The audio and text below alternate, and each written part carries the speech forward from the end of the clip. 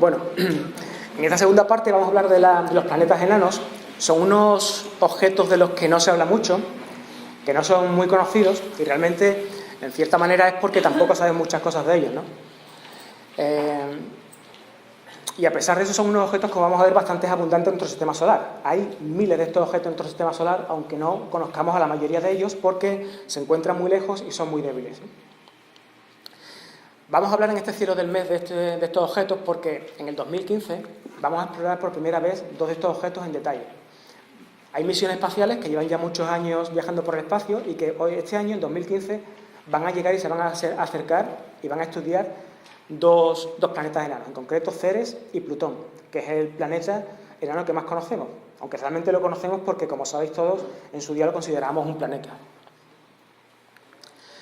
Aquí hay una imagen que representa algunos objetos de nuestro sistema solar. Hay planetas como Marte y Mercurio, y hay también lunas, ¿no? Lunas de Júpiter, de Saturno. Está nuestra propia luna, y también aparecen dos planetas enanos, Plutón y Ceres. Una cosa que se ve aquí es que tanto para los planetas como para muchas de las lunas podemos ver su superficie. Sin embargo, como vamos a ver ahora, para Plutón y Ceres todavía no tenemos imágenes de su superficie, por lo menos imágenes buenas, ¿no? Y como podéis ver aquí, realmente Plutón y Ceres son más pequeños que los planetas más pequeños del sistema solar, Marte y Mercurio, e incluso son más pequeños que muchas de las lunas que conocemos en el sistema solar. Son incluso más pequeños que nuestra propia luna, ¿no? Pero realmente no se les llama planetas enanos por su tamaño. Vamos a ver que se llama planetas enanos por otro motivo. Y para saber por qué se llama planeta enanos, pues vamos a empezar hablando sobre el descubrimiento de Plutón, ¿no? Plutón lo descubrió un astrónomo norteamericano, Clyde William Tombaugh, en 1930. El descubrimiento de Plutón fue, en cierta manera, bastante afortunado. Y fue afortunado porque el descubrimiento de Neptuno se hizo en 1846 y se hizo gracias a que, estudiando la órbita de Urano, se vieron que esa órbita presentaba ciertas anomalías que algunos astrónomos interpretaron como que debía haber otro planeta más allá de Urano que estaba provocando esas perturbaciones en la órbita de Urano, del propio Urano. Hicieron los cálculos, vieron dónde se debía encontrar ese planeta, miraron en esa zona del cielo y ahí se encontró a Neptuno. ¿Vale? A principios del siglo pasado había dos astrónomos también, astrónomos aficionados a la astronomía, William Pickering y Percival Lowell, que los dos pensaban que las anomalías que habíamos observado en Urano no solamente se explicaban por la presencia de Neptuno, sino que había otro planeta más allá de Neptuno. Tenía que haber otro planeta más. Y basándose en eso, pues hicieron unos cálculos para localizar este nuevo planeta. De la misma forma que se hizo con Neptuno, querían hacer lo mismo con Plutón, con ese hipotético planeta que existía más allá. Hicieron los cálculos y se pusieron a buscar ese planeta. Ninguno de los dos lo llegó a encontrar, pero posteriormente, en un observatorio que lleva el nombre de Percival Lowell, el Observatorio Lowell, en 1929 le encargaron la tarea a Clyde Tombaugh. Clyde Tombaugh se puso a buscar no mirando con un telescopio. Plutón es un planeta que está muy lejos, brilla muy poco y además al estar tan lejos, pues su movimiento es muy lento, ¿vale? Se mueve muy poquito a poco. A simple vista no podríamos apreciar ese movimiento y no lo distinguiríamos de una estrella de fondo. Entonces lo que había que hacer era tomar imágenes separadas en el tiempo y comparar esas imágenes para ver si entre una y otra pues veíamos un objeto que se movía, ¿no? Que en una imagen aparecía en un sitio y en la siguiente aparecía desplazado. De hecho, estas son las imágenes en las que se descubría Plutón y aquí aparece Plutón. En una imagen aparece en una posición y en otra aparece en otra diferente. Sin embargo, es bastante difícil poniendo una imagen al lado de la otra, localizar a Plutón, ¿no? De hecho, lo que hacía él era utilizar esta máquina. En esta máquina lo que se hacía era poner una de las fotografías aquí en esta parte, en esta plancha, y otra fotografía en esta de aquí. Y con este instrumento, él lo que hacía era mirar por aquí y cambiaba de una imagen a otra, ¿vale? De una fotografía a otra. En un instante estaba mirando una fotografía, en el siguiente otra, y eso le permitía comparar los dos campos de estrellas y ver si entre uno y otro había cambiado algún objeto. Vamos a intentar hacerlo, ¿vale? Estas son las dos imágenes Y bueno, veis que no son exactamente iguales, que varía un poco el brillo y que además hay un poco de desplazamiento entre las imágenes, ¿no? Pero hacia el centro de la imagen hay un objeto que cambia de posición. Tampoco es fácil y realmente esto que requiere pericia y habilidad, porque Clyde Tombaugh no tuvo que mirar simplemente estas dos imágenes, tendría que mirar cientos de imágenes, ¿no? Y en estas dos consiguió encontrar a Plutón, ¿vale? Si os fijáis, aquí en el centro hay un objeto que aparece aquí y que después se va aquí, ¿vale? Ese es Plutón, ¿vale? Y aquí aparece en una imagen y aquí aparece en la siguiente, ¿vale?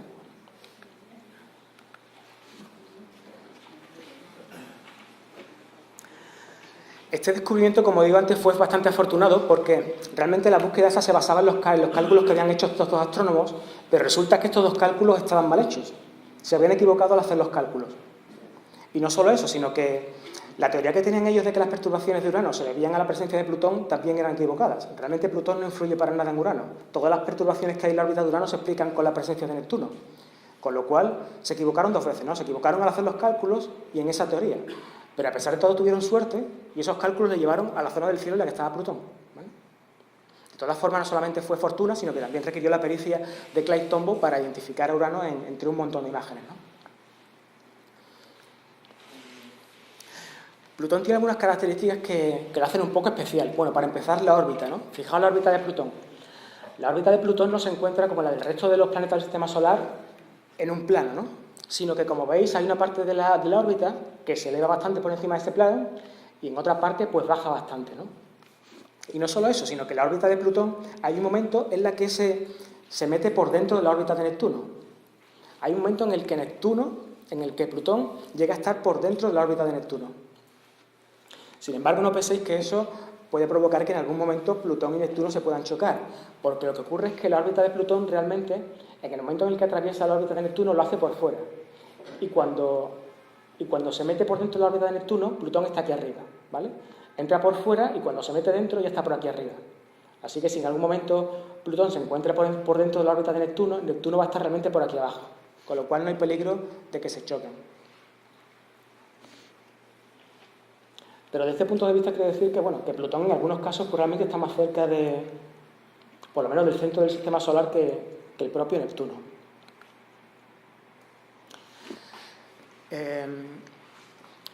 Tras el descubrimiento de Plutón, en 1978, un astrónomo del Observatorio Naval de Estados Unidos se dio cuenta de que en algunas imágenes de Plutón vio cosas raras, ¿no? Vio que Plutón no aparecía como un objeto puntual, sino que aparecía como un objeto alargado, ¿no? Y además no en todas las imágenes, sino que en algunas imágenes aparecía alargado y en otras aparecía con forma circular. Cuando se estudió este fenómeno, pues la explicación que le dio fue que Neptuno tenía un satélite, y realmente fue así. Neptuno tiene un satélite que lo orbita en un periodo muy corto, de unos 6 días, y realmente se supuso el descubrimiento de Caronte, una de las lunas que conocemos actualmente de Plutón.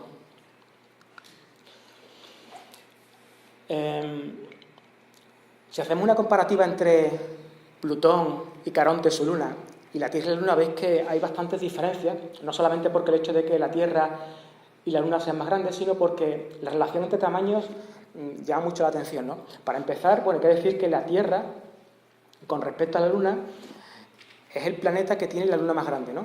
Con respecto a su propio tamaño, ¿no? Marte tiene 2 lunas que son 2 pedruscos realmente, Mercurio y Venus no tienen lunas, y después los otros planetas que tienen lunas, que son los gigantes, las lunas que tienen son muy pequeñitas en comparación con los planetas. La Tierra es el planeta que en comparación con su propio tamaño tiene la luna más grande, ¿no?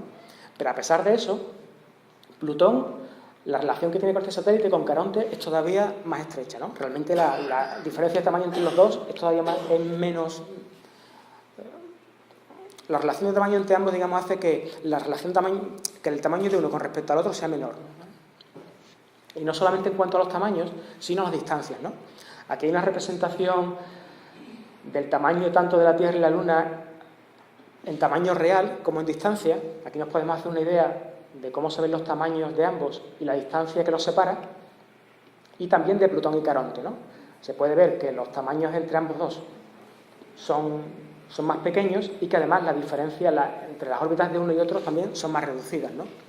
Si lo ponemos todo a escala, pues vemos realmente que que la distancia que separa a Plutón de Caronte es muy pequeña comparada, por ejemplo, con la que separa a la Tierra de la Luna. Esta relación tan reducida entre el tamaño de Plutón y Caronte y la poca distancia que hay entre ellos hace que la órbita de estos dos cuerpos sea un poco especial. Para empezar, cuando tenemos dos cuerpos, que es un cuerpo que orbita a otro, realmente no se da que uno está completamente fijo y otro que lo orbita. El que está en el centro se mueve un poquito. Eso ocurre con la Tierra y la Luna. Lo que ocurre que en el caso de la Tierra y la Tierra se mueve, pero el punto alrededor del que se mueve está dentro de la propia Tierra, con lo cual es un movimiento que apenas se percibe. Eso ocurre incluso entre las estrellas y sus planetas. Por ejemplo, en el caso del Sol, Júpiter, que es el planeta más grande, es el que causa un mayor movimiento del Sol y hace que el Sol también se desplace un poquito. Lo que pasa es que es muy, muy poco. Pero esto en algunos casos llega a ser tan significativo que nos ayuda a encontrar planetas en otras estrellas. Esto lo utilizamos para que cuando en otras estrellas apreciemos este movimiento, sepamos que ahí existe un planeta. Perdón, ¿Ceres no tiene planeta? ¿Perdón? Ceres. Ceres es un planeta enano y no conocemos que tenga ningún satélite que conozcamos, no. Bueno, lo que ocurre con Plutón y Caronte es que, como podéis ver, el movimiento de Plutón es bastante evidente. Se aprecia como realmente que hay un centro que está fuera del propio Plutón y alrededor del cual orbitan tanto Plutón y Caronte. Y otra cosa que ocurre es que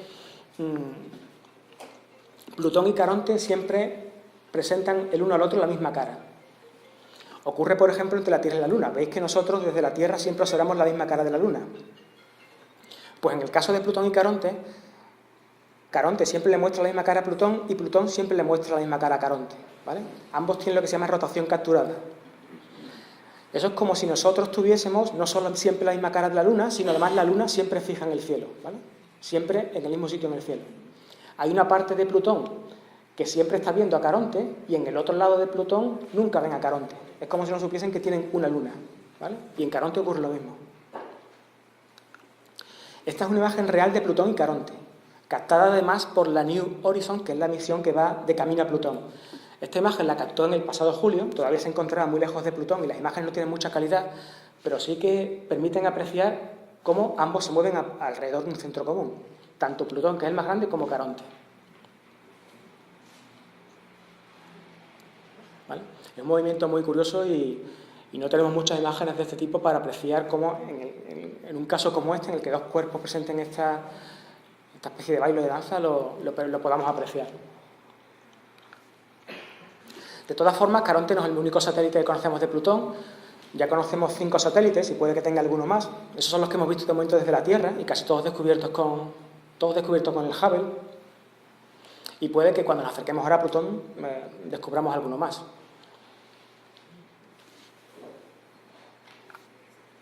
Estas son las mejores imágenes que tenemos de Plutón hasta el momento.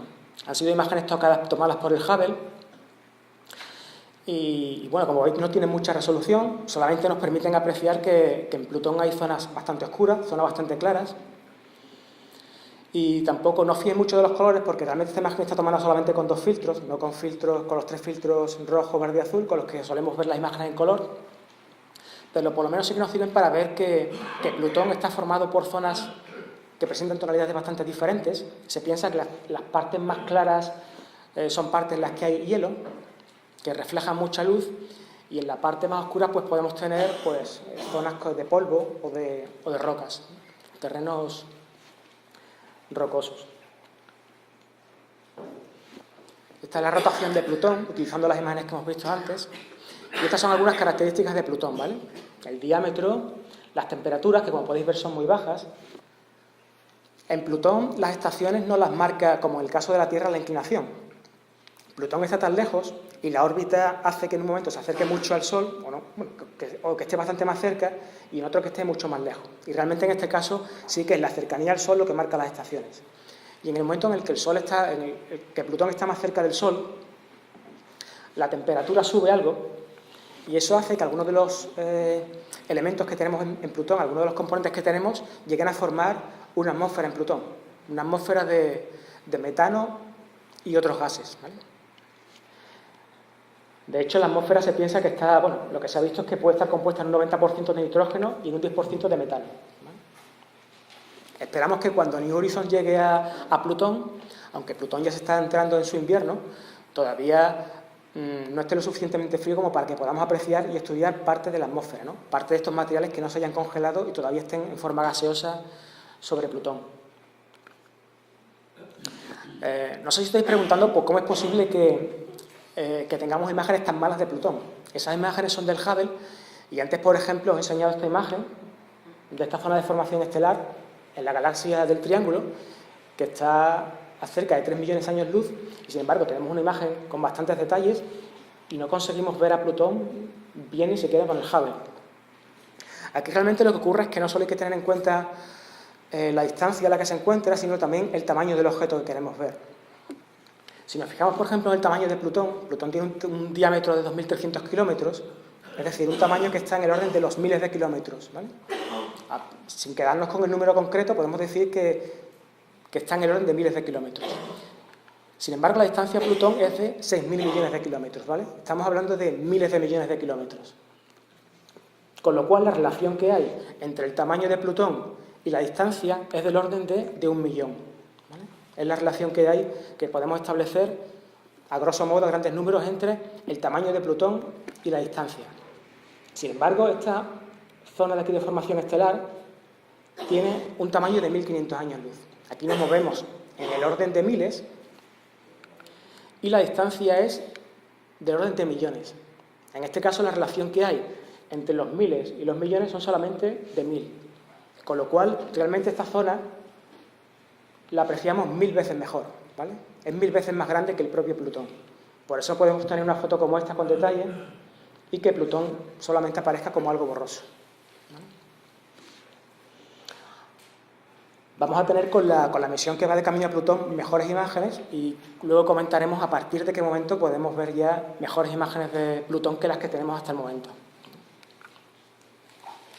Bueno, después de haber visto un poco lo que es Plutón, cómo se descubrió y algunas características suyas, vamos a ver por qué Plutón en su momento era un planeta y hoy ya no lo consideramos planeta, ¿no? La verdad es que desde el primer momento, cuando se descubrió Plutón, ya había algunos astrónomos que planteaban dudas sobre si Plutón realmente había que considerarlo un planeta, ¿no? Pero el debate se hizo más intenso conforme se empezaron a descubrir otra serie de cuerpos similares a Plutón y que se encontraban incluso más lejos, ¿no? Más allá de Neptuno y más allá de Plutón. Por ejemplo, en el 2004 se descubrió un cuerpo al que se le puso nombre Haumea, en el 2005 otro que se le puso Makemake, y en el 2005 también se descubrió, o sea, fue el descubrimiento de otro llamado Eris. Eris además se descubrió que era un poquito más grande que Plutón, ¿vale? Entonces ya el debate estaba en si realmente todos estos cuerpos también eran planetas o merecía la pena crear una categoría diferente de cuerpo que agrupase a Plutón y a todos estos. Porque además se sospechaba que, aunque habíamos descubierto estos, con el tiempo seguiríamos descubriendo más cuerpos de este tipo. Con lo cual nos podíamos encontrar o que cada año aumentábamos el número de planetas en 1, 2, 3, 4 o 5, o nos merecía más la pena crear una categoría nueva que agrupase estos planetas o estos cuerpos que realmente estábamos viendo que tenían unas características un poco diferentes. Esto se decidió en una asamblea de la Unión Astronómica Internacional en el año 2006, en la que se votó si había que considerar a Plutón planeta o había que considerarlo en una categoría diferente junto con estos descubrimientos que había aquí. Se votó y se optó por crear esta categoría nueva y meter en ella a Plutón y a estos cuerpos, ¿no? Y esta categoría nueva, para crearla, pues se eligieron 3 criterios, ¿no? El primer criterio era que para ser planeta un cuerpo tenía que orbitar el Sol, ¿vale? Esta condición la cumple tanto Plutón como todos los cuerpos que hemos visto, y esta condición más que nada lo que deja fuera son los satélites, ¿no? Nuestra Luna no es un planeta, ni tampoco los satélites que orbitan Júpiter, Neptuno y tal, ¿no? Esto realmente dejaba clara la distinción entre planeta y satélite. La segunda condición era que ese cuerpo tenía que ser esférico o casi esférico, ¿vale? Un cuerpo que no tuviese forma esférica, aunque orbitase el Sol, no iba a ser nunca considerado planeta, ¿vale? Esto tiene que ver un poco, lo veremos luego, con la cantidad de materia, la cantidad de masa que tiene ese cuerpo, ¿no? A partir de un determinado volumen de cantidad de materia, el cuerpo se hace esférico, con lo cual cuerpos que tengan poca materia, que sean realmente pequeños, no van a ser nunca planetas. Esta condición también la cumplía Plutón y la cumplen estos cuerpos de aquí, porque son esféricos o casi esféricos.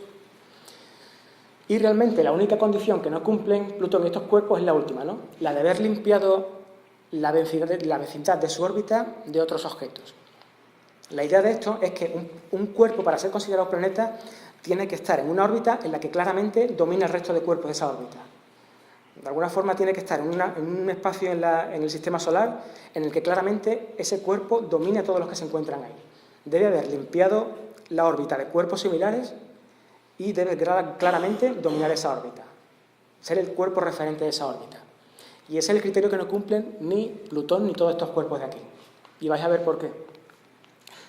Esto es un esquema que representa las órbitas de los planetas más grandes del sistema solar. Tenemos a Júpiter, Saturno, Urano, que veis que tienen órbitas bien establecidas.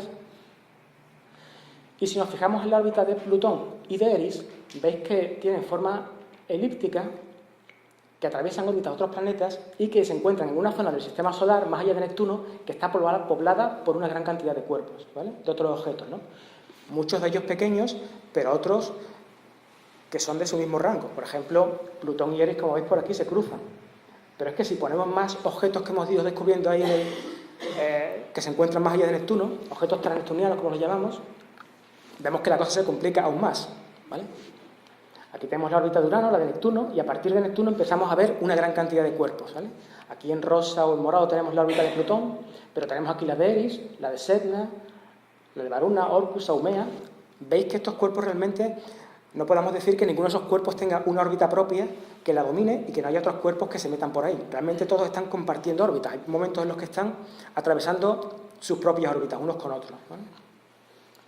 Esto es lo que hace que consideremos a estos planetas, a estos cuerpos dentro de una categoría diferente, ¿vale? Y los llamemos como planetas enanos.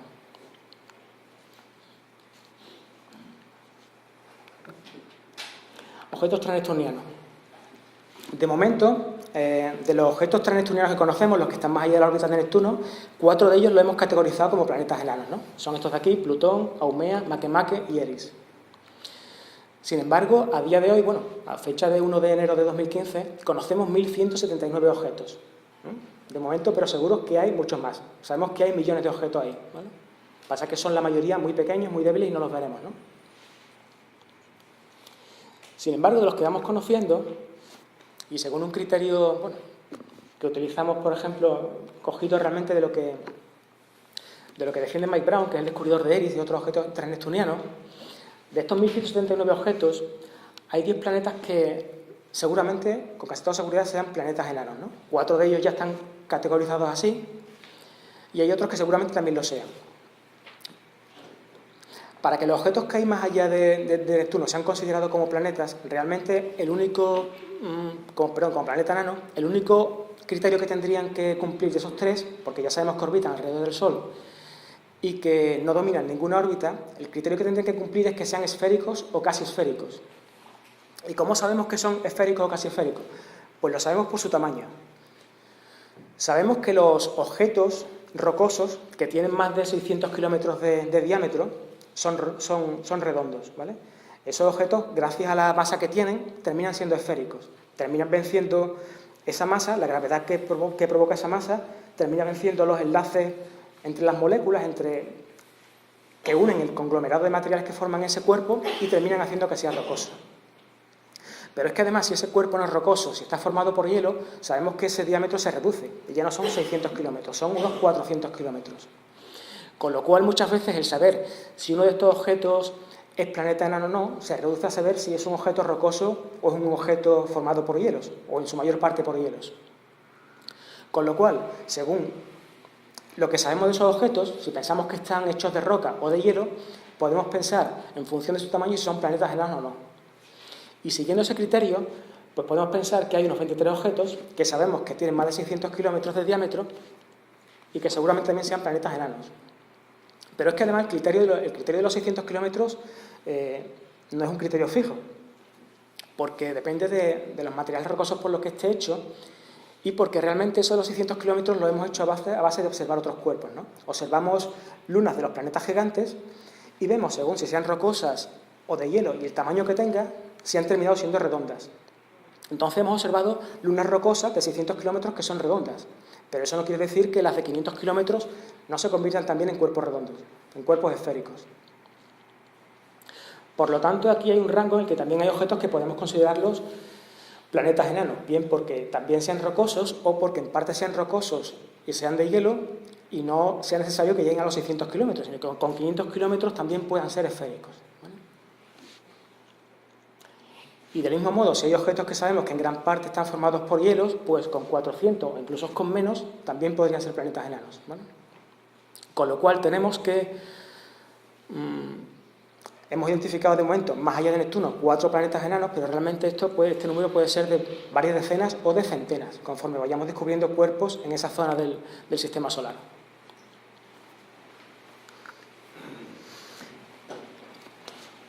Esta es la zona de los objetos transneptunianos, donde hemos descubierto todos estos objetos, pero no es el único sitio en el que hay planetas enanos en nuestro sistema solar. De hecho, hay otra zona en la que hay una cantidad de objetos pequeños, que es el cinturón principal de asteroides, el cinturón que se encuentra entre Marte y Júpiter, y que está representado aquí por este color rosa,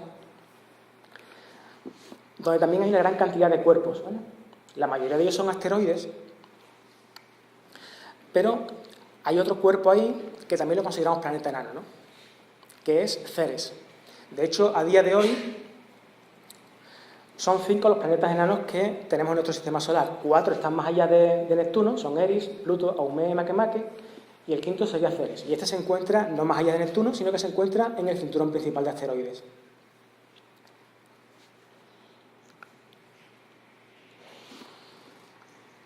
Bueno, Ceres es un planeta enano que se descubrió en 1801 y es curioso porque tiene una historia parecida a Plutón, en el sentido de que cuando se descubrió, en un principio el descubridor pensó que era un cometa, pero rápidamente se dio cuenta de que no podía ser un cometa, era muy grande, y empezó a considerarlo planeta.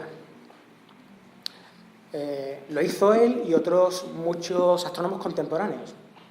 Da la casualidad de que William Herschel propuso que no se considerase planeta, no le parece que ese cuerpo mereciese la categoría de planeta y que se le debería llamar asteroide. ¿Vale? No obstante, se le consideró planeta durante unos 50 años. La cosa empezó a cambiar cuando, de la misma forma que ha pasado con Plutón, se empezaron a descubrir otros cuerpos en el cinturón de asteroides.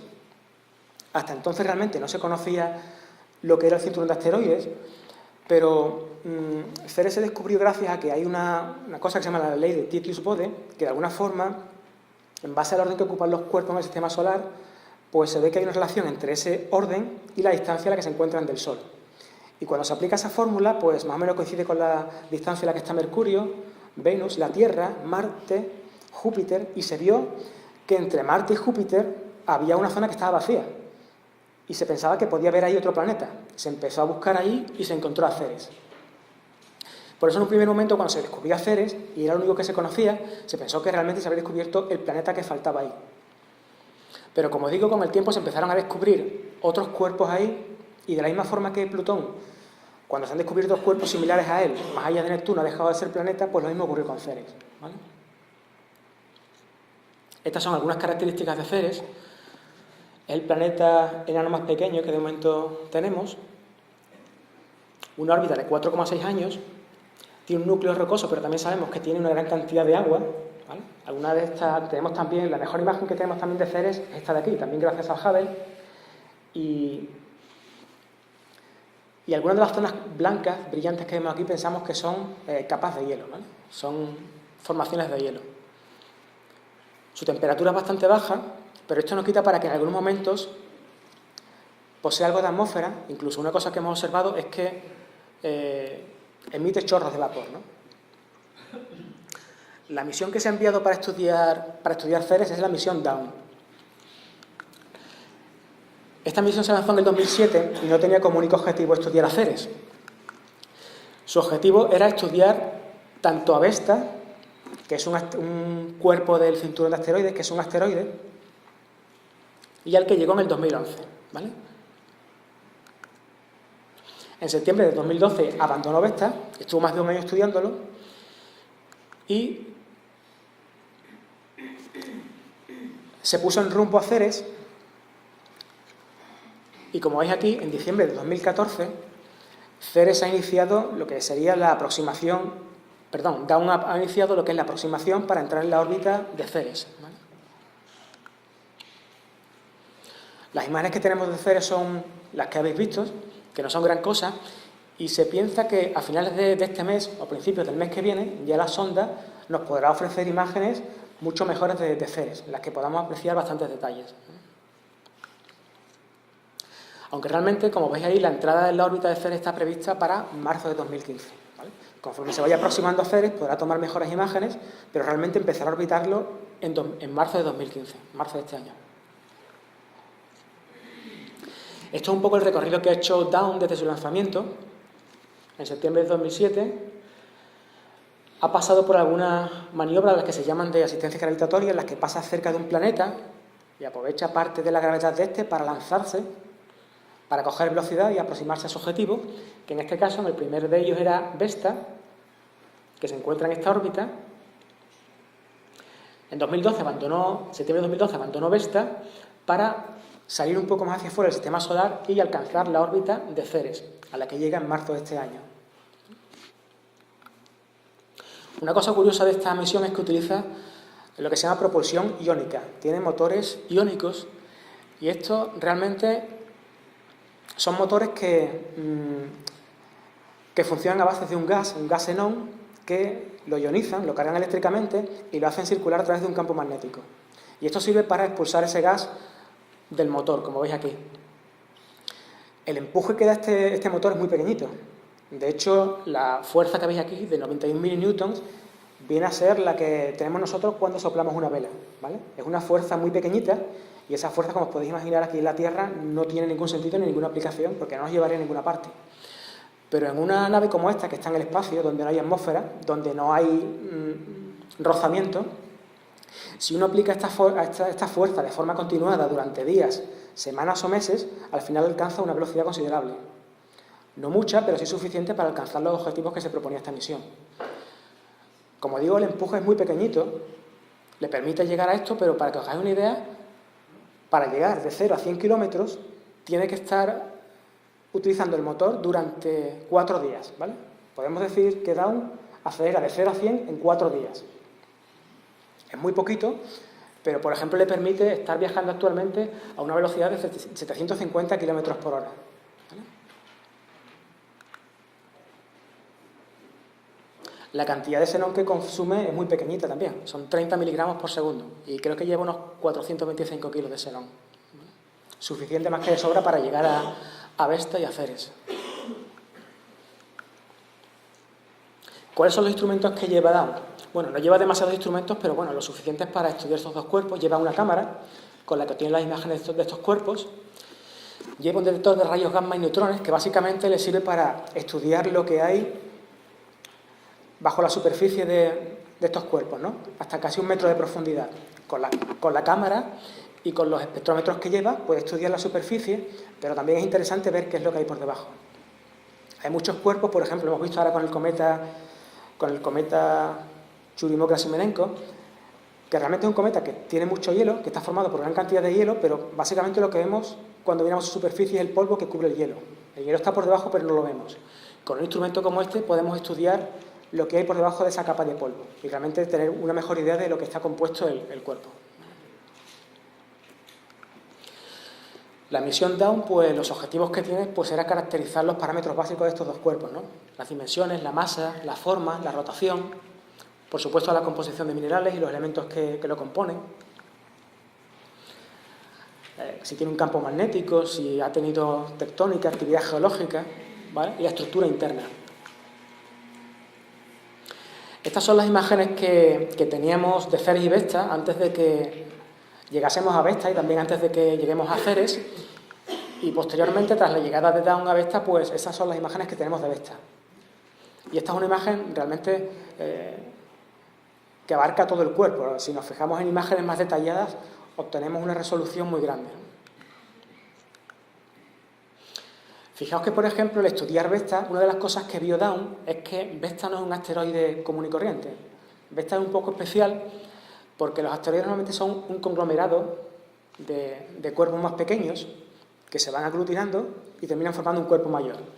En el caso de Vesta se ha visto que presenta lo que se llama diferenciación. Al igual que la Tierra, tiene un núcleo, un manto y una corteza. Y eso es así porque en algún momento el núcleo de Vesta ha estado derretido. Vesta, al igual que ocurre en la Tierra, tiene un núcleo en el que se han acumulado materiales radiactivos que generan calor y en Vesta han sido suficientes como para derretir el núcleo. Haber derretido el interior de Vesta y haber provocado esa diferenciación, en la que hay elementos que son más pesados que se van hacia el fondo del cuerpo, ¿vale? Esto no ocurre nuevamente con los asteroides. Los asteroides no se van aglutinando el material y se compactan, pero no hay ninguna diferenciación de estas capas. Sin embargo, en Vesta se ha observado que sí existe este caso. De hecho, los científicos de la misión Dawn consideran que Vesta no es ya solamente un asteroide, sino que es un protoplaneta, ¿no? Lo que sería el germen de un planeta, como al final han sido Mercurio, Venus, la Tierra o Marte, ¿no? Planetas rocosos. Cosas que sabemos que hay en Vesta y que esperamos confirmar, incluso ampliar cuando llegue Dawn. Pues que contiene agua, que contiene bastante agua. Pensamos incluso que puede ser un núcleo rocoso cubierto de un manto de agua congelada. Hemos visto que Ceres emite chorros de vapor de agua, igual que lo hace Encelado, ¿vale? Aquí está representado de alguna forma eso.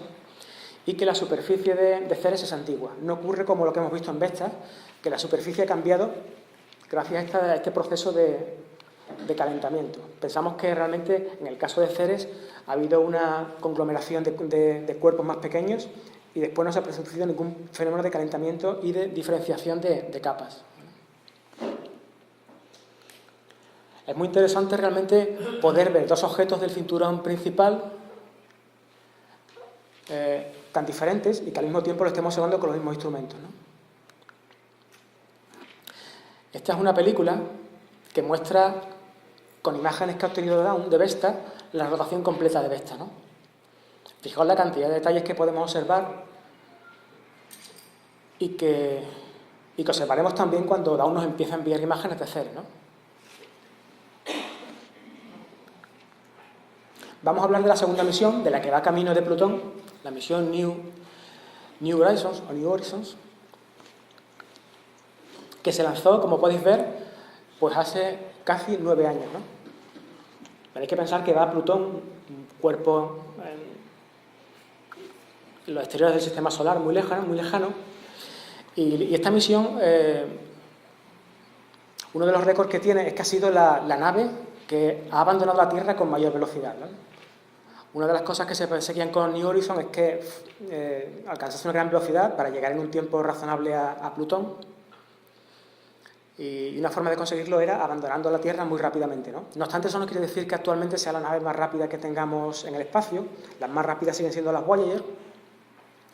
Pero sí es cierto que New Horizons abandonó la Tierra mucho más rápido que las Voyager. De hecho, para que veáis lo rápido que fue, la distancia que separa la Tierra de la Luna solo tardó 7 horas en atravesarla, ¿eh? Lo que es un récord, ¿no? Pensar en el tiempo que se llevaron los astronautas de las misiones de Apolo en llegar a la Luna, ¿no? Es más, si hacéis la cuenta, en unos 3 meses llegó a Marte. Pensad que Curiosity se llevó 8 meses para llegar a Marte, ¿vale? Mucho más rápido que Curiosity. Evidentemente, el objetivo de New Horizons no era llegar a Marte y quedarse allí, sino era pasar de largo. Curiosity no puede ir tan rápido porque el problema que tiene muy rápido es que después tienes que frenar. Y para frenar te hace falta combustible, ¿vale? Y ya veremos que eso influye en la misión Horizon de manera importante. Y bueno, como podéis ver ahí, en poco más de un año se plantó en Júpiter, ¿vale? También es un récord, en un año en Júpiter. Y el 14 de julio de este año va a alcanzar la máxima aproximación a Plutón. Y fijaos que digo máxima aproximación. New Horizons no va a ser una misión, como va a ser, por ejemplo, Dawn, que se ponga a orbitar Plutón. Va a llegar a Plutón y va a pasar de largo, ¿vale? No se va a parar en Plutón. De hecho, esto es lo que va a hacer New Horizons, ¿vale? Va a atravesar la órbita de Plutón y va a pasar de largo. ¿Por qué? Pues porque New Horizons va muy deprisa. Y lo que comentaba, realmente tú cuando vas muy deprisa, después si te quieres poner en órbita de Plutón, que es un cuerpo pequeñito con poca gravedad, tienes que frenar. Y para frenar te hace falta combustible. De hecho, la velocidad a la que va ahora mismo New Horizons, para llegar en un tiempo razonable a Plutón, le obligaría, para ponerse en órbita alrededor de Plutón, le obligaría a minorar la velocidad en un 90%, ¿vale? Para eso le harían falta 1000 veces más combustible del que lleva, ¿vale? Eso supone un coste importante a la hora de lanzar la misión y no se puede asumir. Pero es que además tiene otro problema, y es que la misión de New Horizons no se pretende que llegue únicamente a Plutón y estudie Plutón, se pretende que siga avanzando, penetrando en el cinturón transneptuniano y que estudie otros objetos. Si se hubiese quedado alrededor de Plutón, realmente después no habría tenido ocasión de llegar a ningún otro objeto. Para llegar a otro objeto tiene que ir muy rápido para poder alcanzarlos también en un tiempo razonable. Si se pone a orbitar Plutón, después no es capaz de salir rápido para llegar en un tiempo razonable a objetos que estén mucho más allá, ¿vale? Esta es una simulación de lo que hará New Horizons al llegar a Plutón, ¿vale? Se va a acercar a cierta distancia y después se marchará, ¿vale? De todas formas, esta misión no va a estudiar únicamente Plutón en la aproximación, va a empezar a estudiarlo desde ya, ¿vale? New Horizons es una misión que ha estado intercalando tiempos de hibernación con tiempos en los que se ha despertado. Se despertó, creo que fue en diciembre, y va a empezar a estudiar Plutón ya desde este mes o el siguiente. Está haciendo chequeos, comprobaciones, y van a empezar ya a obtener datos de Plutón, ¿vale? New Horizons se encuentra actualmente aquí. Fijaos que está a casi 9 horas luz de la Tierra, ¿vale? Y está como a 1,5 veces, ¿no? La distancia que nos separa a nosotros del Sol, que es una unidad astronómica, ellos están a 1,5 veces esa distancia. ¿Cuál es el calendario que tiene, o por lo menos los hitos más importantes que tiene la misión de aquí a que llegue a Plutón? Bueno, en enero de este año, este mes empezaría con las observaciones de Plutón y sus satélites, y en mayo esperamos obtener ya imágenes de Plutón con mayor calidad que las que tenemos hasta ahora, ¿no? Mejores imágenes que las que hemos obtenido hasta el momento con el Hubble. En ese momento, el New Horizons ya estará a una distancia suficiente como para tener más resolución que el propio telescopio espacial Hubble. En junio de 2015 empezarán las observaciones diarias. Una de las cosas que ocurre con New Horizons es que está tan lejos que la velocidad de transmisión con la Tierra es muy lenta. Es del orden, en los mejores casos, de 1 kilobyte por segundo, ¿no? Esa velocidad es como 1.000.000 de veces inferior a la que tenéis en casa con la conexión a Internet, ¿no? Así que fijaos que transferir todos esos datos pues va a llevar tiempo. De hecho, New Horizons va a estar estudiando Plutón durante los meses de junio, julio, agosto, y no se espera que hasta final de septiembre se puedan descargar todos los datos de la misión, ¿vale? En el mejor de los casos, porque como digo, la transmisión es muy lenta. Y eso que tiene una antena considerable. Como veis, la antena ocupa gran parte, bueno, todo el diámetro de la nave, ¿vale? El 14 de julio sería la máxima aproximación a Plutón y las observaciones continuarían hasta mediados de agosto, ¿vale? A partir de ese momento se empezarían a descargar datos, y aunque muchas imágenes y muchas cosas nos llegarán al público, realmente muchos de los estudios y de los resultados de la misión no llegarán hasta tiempo después, básicamente porque gran parte de la información realmente los científicos no la van a tener hasta que lleguemos a septiembre-octubre, y a partir de ahí empezarán a estudiarla. Como decía, New Horizons no se va a parar en Plutón, sino que la idea es estudiar algún objeto más del cinturón transneptuniano. Ya que hemos llegado hasta ahí, tenemos una nave, vamos a aprovechar para estudiar algún cuerpo más. Porque además una de las cosas que hemos visto es que los cuerpos que hay más allá de Neptuno son bastante diversos, ¿no? Una de las cosas que hemos visto, no podemos ver gran cosa de ellas, pero sí podemos ver, por ejemplo, que muestran diferentes colores, ¿no? O que por lo menos brillan con más intensidad, por ejemplo, en el rojo. Algunos hay, por ejemplo, como Eris, que son muy brillantes, tienen un albedo, tienen una capacidad de reflejar luz que es del 99%, lo que nos indica que posiblemente están hechos de hielo o de algo muy brillante. Sin embargo, hay otros cuerpos que son muy oscuros. Pueden estar hechos de rocas o de materiales orgánicos. Por tanto, también tiene interés estudiar otros cuerpos, no quedarse solamente en Plutón y sus lunas. Esa misión se llamaría la New Horizons Kuiper Belt Mission, y una de las cosas que ocurría con esto era que cuando se lanzó a Plutón, y durante mucho tiempo, pues no se sabía realmente qué objetos íbamos a estudiar, ¿no? Los objetos que estarían dentro del alcance de la nave, que eran posibles estudiar gracias a la trayectoria que llevaba, hasta hace poco no conocíamos ningún cuerpo que pudiésemos estudiar aprovechando la trayectoria que llevaba la misión. Lo que se ha hecho ha sido en los últimos meses utilizar el telescopio espacial Hubble para mirar a la parte del cielo que puede atravesar New Horizons y buscar objetos allí. Y gracias a ese trabajo pues han llegado a descubrir 3 objetos, ¿no? 3 posibles objetivos para la misión. Se les ha llamado como PT1, PT2 y PT3. Y bueno, uno de ellos sería este PT1, ¿no? Que como podéis ver aquí son imágenes que se han captado con el Hubble. Fijaos para el Hubble lo difícil que llega a ser identificar un cuerpo, ¿no? y lo mal que se ve, ¿no? Con el ruido y lo poco que brillan estos cuerpos, ¿no? De hecho, los 3 cuerpos que hay que se pueden estudiar aparecen en esta imagen. Este de aquí en rojo sería Plutón y los 3 cuerpos estarían aquí, ¿no? 2 son estos y el tercero sería aquí, ¿vale? Y de lo que se trataría al abandonar Plutón es de coger una trayectoria que con el tiempo consiguiese que esa trayectoria se cruzase con uno de estos cuerpos, ¿no? ¿Qué instrumentos lleva la New Horizons? Bueno, pues lleva una cámara de alta resolución para obtener las imágenes de estos objetos, lleva varios espectrómetros que trabajan en el rango del ultravioleta, el visible y el infrarrojo, lleva un radiómetro, ¿vale? Para emitir ondas de radio, atravesar estos cuerpos y estudiar su interior, y también lleva medidores de las partículas y el polvo, ¿no? Eso servía tanto para estudiar las partículas y el polvo que se encuentren en el entorno de estos cuerpos, ¿no? Como incluso las del propio Sol, ¿no? A esas distancias y que nos ayudará a entender la influencia del Sol en estos cuerpos, ¿no? Bueno, ya casi para terminar, realmente, ¿por qué estudiamos todos estos cuerpos, ¿no? Los planetas enanos, ¿no? En cierta manera también los estudiamos por la misma manera, por los mismos motivos por los que estudiamos los asteroides y los cometas, ¿no? Son cuerpos que están hechos de materiales muy primitivos del sistema solar. Materiales que han recibido muy pocas modificaciones, muy pocas transformaciones y nos pueden contar mucho sobre la historia del sistema solar y su evolución.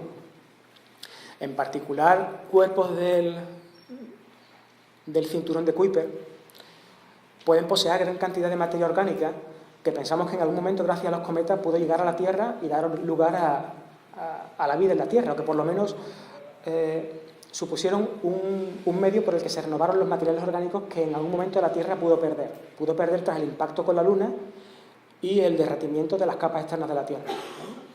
Si ese material se perdió completamente, fue necesario que se repusiese de alguna forma, y una forma de que se repusiese fuese con la llegada de cometas desde esta zona del sistema solar, y por eso tiene interés estudiar estos cuerpos. Podemos ver realmente qué materia orgánica, qué elementos existen allí, ¿vale? Bueno, solamente por resumir ya los hitos más importantes de estas 2 misiones, ¿vale? El mes que viene esperamos tener mejores imágenes de Ceres. En marzo de 2015 Dawn llega a Ceres, que se pone en su órbita, y empiezan las observaciones más detalladas de Ceres. Y en el caso de la New Horizons, en mayo esperamos tener mejores imágenes de Plutón, que estas de aquí de la del Hubble. En julio llega a Plutón. Y en este periodo, pues New Horizons se dedicará a estudiar otros objetos del cinturón de Kuiper. Bueno, solo espero que hayáis aprendido algo sobre los planetas enanos y que os hayan parecido interesantes las misiones y estos cuerpos que realmente son unos objetos especiales del sistema solar y que tienen bastante interés, ¿no? Bueno, gracias.